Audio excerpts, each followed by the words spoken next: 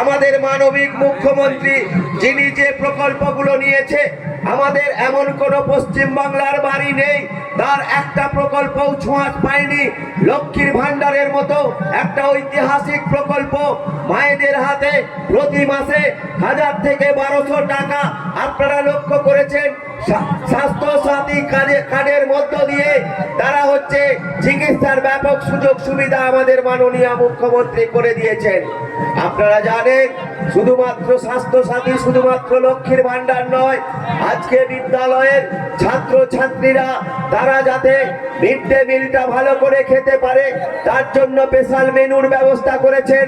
ছাত্র ছাত্রীদের প্রাথমিক বিদ্যালয়ে পায়ে জুতো, কাঁধে ব্যাগের ব্যবস্থা করেছেন। শিক্ষাক্ষেত্রে এক অভূতপূর্ব উন্নয়ন আমাদের মামাটি মানুষের সরকার করেছেন।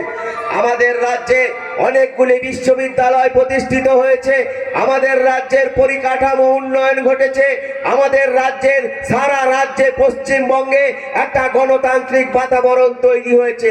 মমতা বন্দ্যোপাধ্যায়ের কাছে চ্যালেঞ্জ ছিল এটাই, 34 বছরের যে গণতন্ত্র পশ্চিম বাংলার মাটিতে বিপন্ন হয়ে গিয়েছিল, মমতা বন্দ্যোপাধ্যায়ের কাছে চ্যালেঞ্জ ছিল এটাই, পশ্চিমবঙ্গের মাটিতে মানুষের বাক স্বাধীনতা যেটা কেড়ে নেওয়া হয়েছিল, মমতা বন্দ্যোপাধ্যায়ের কাছে চ্যালেঞ্জ ছিল এটা, গরিবের জমিকে কেড়ে নিয়ে শিল্পপতিদের হাতে তুলে দেওয়ার বিরুদ্ধে তিনি যে জিহাদ ঘোষণা করেছিলেন, গণ আন্দোলন করেছিলেন সকলকে সঙ্গে নিয়ে, তারই ফলশ্রুতি 2011 সালের বিধানসভা নির্বাচনের মধ্য দিয়ে তৃণমূল কংগ্রেস ক্ষমতায় এসেছিল। তাই আজকের যে নির্বাচন, লোকসভা নির্বাচন, এই নির্বাচন সারা দেশে আগামী 5 বছর কারা সরকার চালাবে, সেই সরকারটা ধর্ম নিরপেক্ষ হবে তো না মানুষে মানুষে বিভেদ লাগিয়ে দেবে? আপনারা জানেন আমাদের ভারতবর্ষে হাতরাস বলে একটা জায়গা আছে, যে জায়গায় হচ্ছে মনীষা বাল্মীকি বলে একটি মেয়েকে ধর্ষণ করা হয়েছিল। ধর্ষণ করার পর মেয়েটির শিরদাঁড়াকে ভেঙে দেওয়া হয়েছিল, মেয়েটির জিভটাকে কেটে নেওয়া হয়েছিল। আর সে ছিল হিন্দু, সে মুসলমান ছিল না, সে খ্রিস্টান ছিল না, সে বৌদ্ধ ছিল না।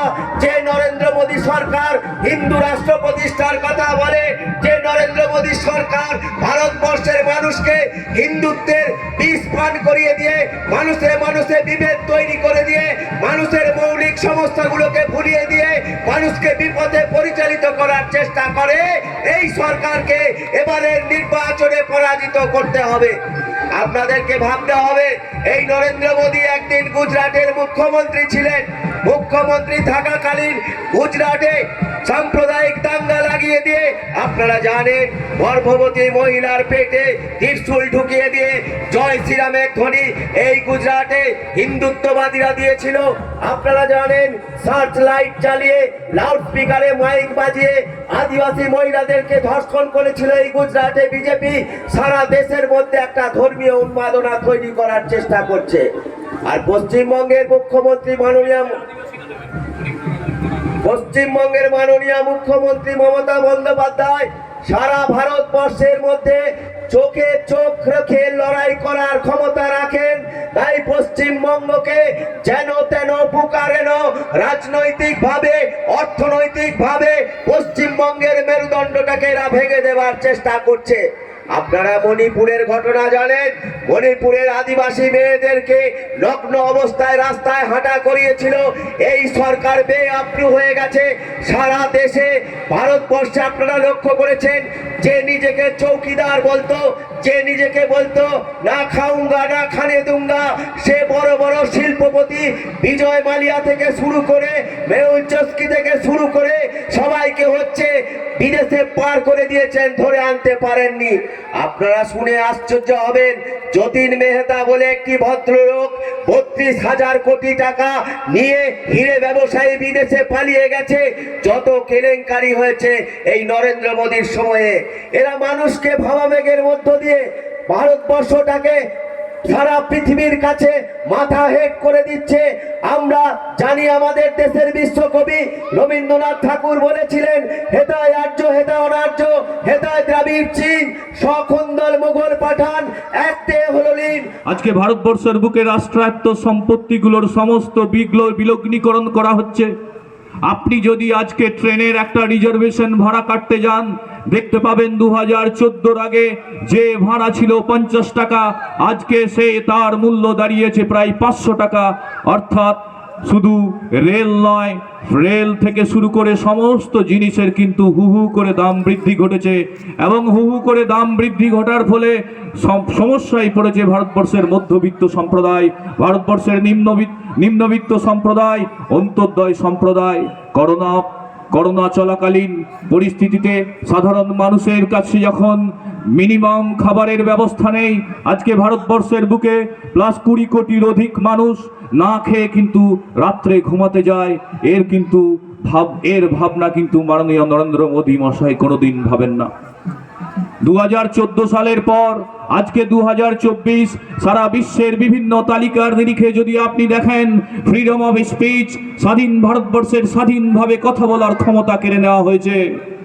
আজকে অবাক হবেন, ভারতীয় পার্লামেন্টে যে পিপল অফ হাউসের ইলেকশন হতে যাচ্ছে, যে জনগণের নির্বাচন হতে চলে যাচ্ছে, সেই গণতন্ত্রের প্রথম কথা হচ্ছে গণতন্ত্রের বিরোধী পক্ষ, বড় গণতন্ত্রের সংখ্যালঘু পক্ষ, তাদের কথাকে গুরুত্ব দেওয়া। পার্লামেন্ট হাউস, যাকে আমরা বলি গণতন্ত্রের মন্দির, গণতন্ত্রের মসজিদ, সেই মসজিদ এবং সেই মন্দিরে, সেই গির্জায় 146 জন বিরোধী সাংসদকে বিভিন্ন অজুহাতে কিন্তু বরখাস্ত করা হয়েছে এবং বিরোধী আওয়াজটাকে বন্ধ করে দেওয়া হয়েছে। আজকে মনে রাখবেন, যদি ভারতবর্ষের এই সরকারের পরিবর্তন না হয়, আগামী দিনে আপনার হয়ে কথা বলার কোনো মানুষ থাকবে না, আপনার কোনো আন্দোলনের অধিকার থাকবে না, সমস্ত ধরনের অধিকার আপনার কাছে কেড়ে নেওয়া হবে। আজকে ভাবুন, যে সমস্ত অ্যাথলেটস সারা বিশ্বের বুকে বিভিন্ন প্রতিযোগিতায় দেশকে সম্মানিত করে, স্বর্ণপদক, রৌপ্য পদক, বিভিন্ন পদক এনে আমাদের দেশের সম্মানকে, সে দেশ গৌরবকে বাড়িয়ে দেয়, সেই সমস্ত কৃতি সন্তানরা যখন রাস্তায় ধর্নায় বসে, ব্রিজভূষণ নামক একজন সাংসদ বিজেপির, যার চেয়ারম্যানের অধীনস্থে যারা যখন অভিযোগ করে তাদেরকে হ্যারেস করার, সেক্সুয়ালি হ্যারেস করার এবং শ্লীলতাহানির অভিযোগ করে, এই সরকার কিন্তু কর্ণপাত করে না। সেই সমস্ত গৌরব সৃষ্টিকারী অ্যাথলেটসরা ভারতবর্ষের বুকে রাস্তায় কিন্তু ধর্ণা দেয় এই সরকারের বিরুদ্ধে, সরকার কিন্তু কর্ণপাত করে না।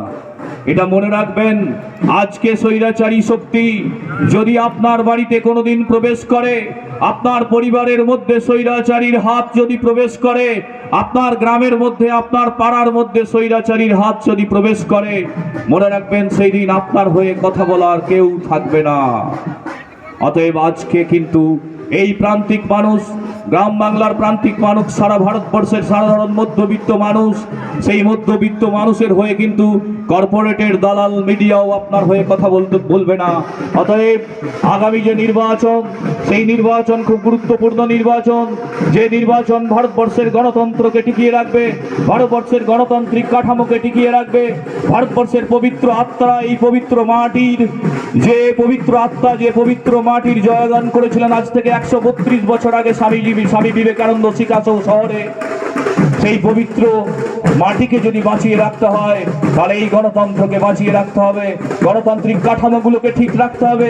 আপনারা দেখছেন, কেউ যদি বিজেপির বিরুদ্ধে কিছু বলে, তার বাড়িতে ইডি পাঠিয়ে দেওয়া হয়, তার বাড়িতে সিবিআই পাঠিয়ে দেওয়া হয়, তার দুদিন পরেই সে যখন বিজেপি দলে যোগদান করে, ওয়াশিং মেশিনের মতো সে যেন পবিত্র হয়ে যায়।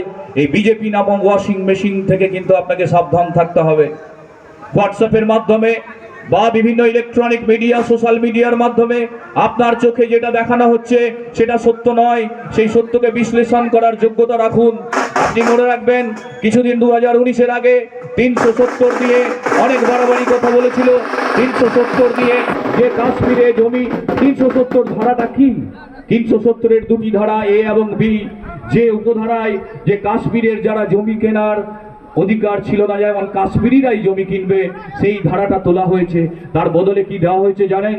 ওই কাশ্মীরে জমি কেনার অধিকার দেওয়া হয়েছে কাদের জন্য? আদানি আম্বানির কর্পোরেটদের জন্য, যারা প্রতিনিয়ত আপনাকে আমাকে শোষণ করছে সরকারি নামক একটা মেশিনের মাধ্যমে।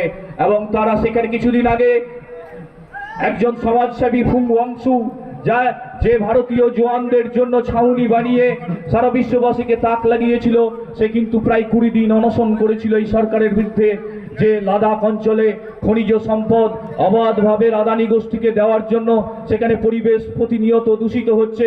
মানুষের বাসযোগ্য পরিবেশ যদি না থাকে মানুষ বাঁচতে পারে না। তাহলে এই সরকার যা কিছু করেছে ধর্মীয় মোড়কের আড়ালে, সেই কর্পোরেট দালাল সরকার পোষিত কিছু নির্দিষ্ট কর্পোরেটের এগেনস্টে। আমরা পুঁজিবাদের বিরুদ্ধে নয়, কিন্তু মনে রাখবেন আজকে কিছু ব্যাপারে যখন আদানি গোষ্ঠীর এগেনস্টে অন্য কোনো শিল্প গোষ্ঠী টেন্ডার দেয়, তার বাড়িতে তার পরের দিন ইডি চলে যায়। এইরকম একটা স্বৈরাচারী ফ্যাসিবাদের যুগে আমরা বাস করছি। যদি আমাদেরকে ফ্যাসিবাদ মুক্ত করতে হয়, ভারতবর্ষকে যদি ভারতবর্ষের আত্মা, ভারতবর্ষের পবিত্রতাকে যদি ফিরিয়ে দিতে হয়, তাহলে ভারতবর্ষের গণতান্ত্রিক কাঠামোগুলোকে যদি ফিরিয়ে দিতে হয়, তাহলে ভারতবর্ষকে গণতন্ত্রকে বাঁচাতে আগামী 2024 13ই মে নির্বাচনের রেজাল্ট এবং 4ই জুন নির্বাচনের ফলাফল নির্দিষ্ট করবে আগামী দিনের দেশের ভবিষ্যৎ। আগামী দিনের আপনার অধিকার ক্ষুণ্ণ থাকবে কিনা। এতক্ষণ আমি স্টেজের মধ্যে একজন লম্বা মানুষ ছিলাম, এইবারে এলেন দেখুন আমি বেটে হয়ে গেলাম। তো নরেনদা খুব খাটছে, এখানকার পুরো আসানসোলের কী কী করার, কোথায় যাওয়ার কী না সব কিছু উনি বানাচ্ছেন। আর একটু জোরদার তালি বাজাও ভাই, আমরা রোদ্দুরে সেই সকাল থেকে ঘুরে বেড়াচ্ছি। হ্যাঁ, তো এই যেমন এই জেমুয়ার সভাটা শেষ হয়ে গেলে আপনারা বাড়ি চলে যাবেন আজকের মতো, কিন্তু আবার নরেনদাকে কোথাও যেতে হবে, আমাকে দুর্গাপুরে ছুটতে হবে, ওখানে আরও 2টো রোড শো আছে, সেখানে দাঁড়াতে হবে, হাসতে হবে, আবার ওখানেও কেউ বলবে একটু গান। হ্যাঁ, তো আমি আসানসোলের জন্য এই গানটা হঠাৎ মাথায় আসছে, একটু হাওয়া দিচ্ছে, এই গানটা একটুখানি গিয়ে দিই। এখন ভাষণ হয়ে গেছে, এটা গানের জন্য বলে। चुरा लिया है तुमने जो दिल को, नजर नहीं चुराना सनम, बदल के तूने तम जिंदगानी, कहीं बदल ना जाना सनम। ओ ले लिया दिल, हाय हाय दिया दिल, हाय दिल लेकर मुझको ना बहलाना, चुरा लिया है तुमने जो दिल को, अरे चुरा लिया है तुमने बाबुल को, नजर नहीं चुराना सनम, बदल के तूने हम जिंदगानी, कहीं बदल ना जाना सनम। अरे बम्बे का पिए ভারত নাচিয়ে এসেছি আমার আসানসোলে, কহো না প্যার হ্যায় গানেতে পরিচয় হয়েছে, তবু বলা যায় মনটা আমার বাঙালি, আমরা সবাই বাঙালি, মনটা আমার বাঙালি, আমরা সবাই বাঙালি। অনেক অনেক ধন্যবাদ, নমস্কার, থ্যাংক ইউ। নারায়ণদাকে বলবো পরে একটা গানের অনুষ্ঠান করবেন, তখন এসে মন দিয়ে গান গাইবেন। Thank you, thank you. আপনাদের দীর্ঘদিনের ডিমান্ড ছিল যে মন্ত্রী বাবুলদাকে চাই, আমরা কিন্তু একসঙ্গে মন্ত্রী বাবুলদা আর গায়ক বাবুলদাকে হাজির করে দিয়েছি। তো বাবুলদার সকাল থেকেই ঘুরছেন দুপুর রোদে, সেই ঝাঁঝরা থেকে শুরু হয়েছে, আজকে ঝাঁঝরা হয়ে লাউদোয়া হয়ে এশাপুর হয়ে রোড শো হলো, আর আজকে এখানে থেকে বাবুলদার ছুটি নেই, এরপর যেতে হবে দুর্গাপুরে একটা রোড শো করতে। তাই তাকে অনেক ধন্যবাদ এবং কৃতজ্ঞতা জানি পাণ্ডবেশ্বরের মানুষের পক্ষ থেকে, যে বাবুলদা তুমি সাথে থাকো, পাণ্ডবেশ্বরের মানুষ তোমার সঙ্গে আছে। এবং সবচেয়ে বড় কথা যে আপনারা অনেকক্ষণ ধরে অপেক্ষা করছেন, তার জন্য কৃতজ্ঞতা এবং ধন্যবাদ জানাই। ভালো থাকুন। আগামী 13ই মে কি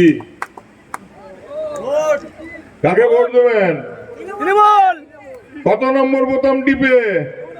2 নম্বর। আগামী 13ই মে আসছে দিন মমতা ব্যানার্জিকে ভোট দিন। আগামী 13ই মে আসছে দিন শত্রুঘ্ন সিনহাকে ভোট দিন। আগামী 13ই মে আসছে দিন জোড়া ফুলে ভোট দিন। আগামী 13ই মে আসছে দিন 2 নম্বর বোতাম টিপে ভোট দিন। ভালো থাকুন, থ্যাংক ইউ, ধন্যবাদ। জয় হিন্দ, জয় বাংলা। কই জোরসে হোক, জয় বাংলা। কই মাঝের পড়া কেন বলছে না? জয় বাংলা। ধন্যবাদ। ধন্যবাদ।